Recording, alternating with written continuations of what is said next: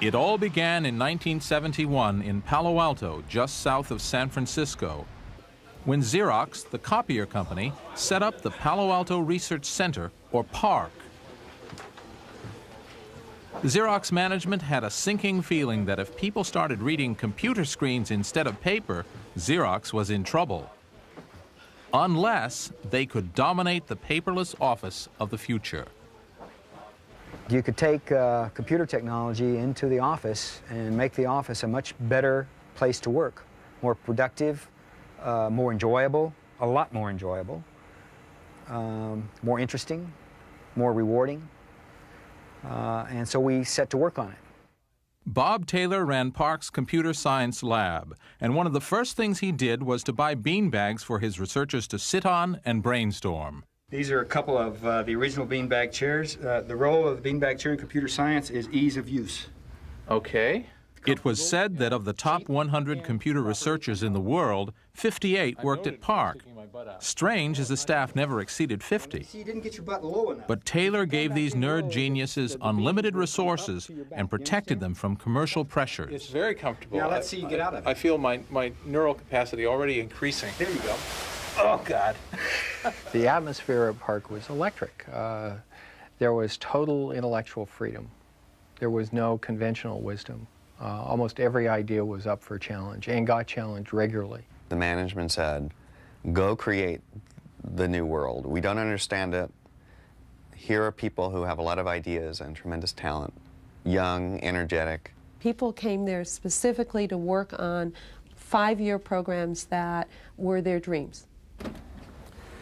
This is a computer room in the basement of the Xerox Palo Alto Research Center. About 25 years ago, they built the Max time-sharing system in here, and now it's loaded with all sorts of other computers.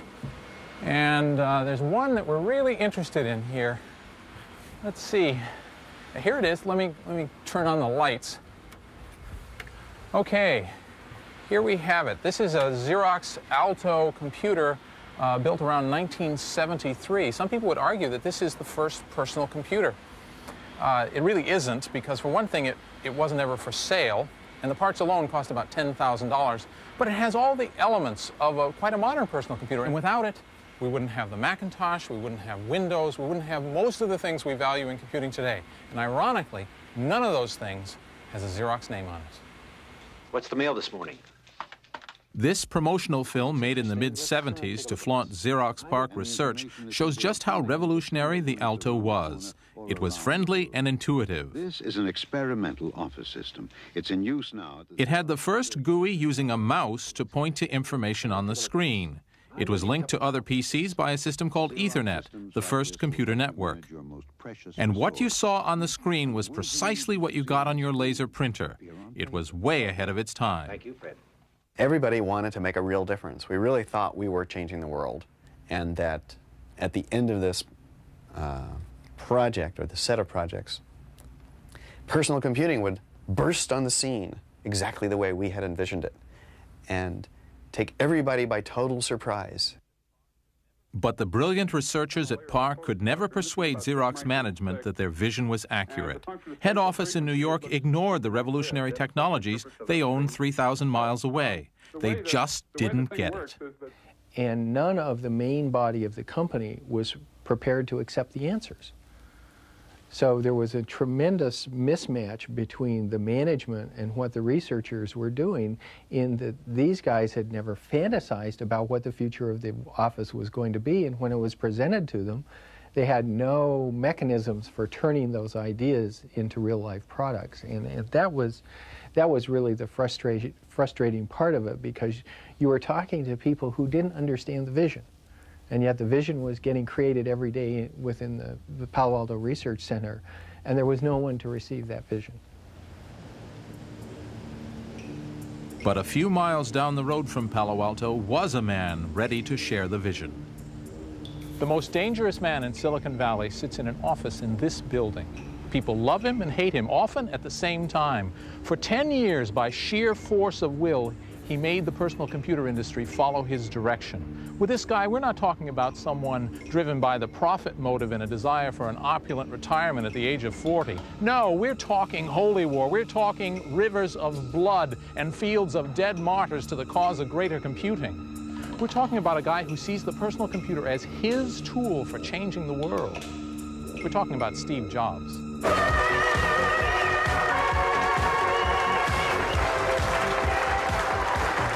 Hi, I'm Steve Jobs.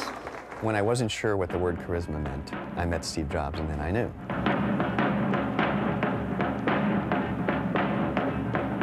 Steve Jobs is on my eternal heroes list. There's nothing he can ever do to get off it. He wanted you to be great. And he wanted you to create something that was great. And he was going to make you do that. He's also obnoxious. And this comes from his high standards. He has extremely high standards, and he has no patience with people who don't either share those standards or perform to them. And I'm also one of these people that I don't really care about being right, you know. I just care about success. Steve Jobs had co-founded Apple Computer in 1976. The first popular personal computer, the Apple II, was a hit and made Steve Jobs one of the biggest names in a brand new industry. At the height of Apple's early success, in December 1979, Jobs, then all of 24, had a privileged invitation to visit Xerox PARC. And they showed me really three things. But I was so blinded by the first one that I didn't even really see the other two. One of the things they showed me was object-oriented programming. They showed me that, but I didn't even see that. The other one they showed me was really a networked computer system. They had over 100 Alto computers, all networked, using email, et cetera, et cetera. I didn't even see that. I was so blinded by the first thing they showed me, which was the graphical user interface. I thought it was the best thing I'd ever seen in my life. Now, remember, it was very flawed. What we saw was incomplete. They'd done a bunch of things wrong, but we didn't know that at the time. It's still, though, they had the germ of the idea was there, and they'd done it very well.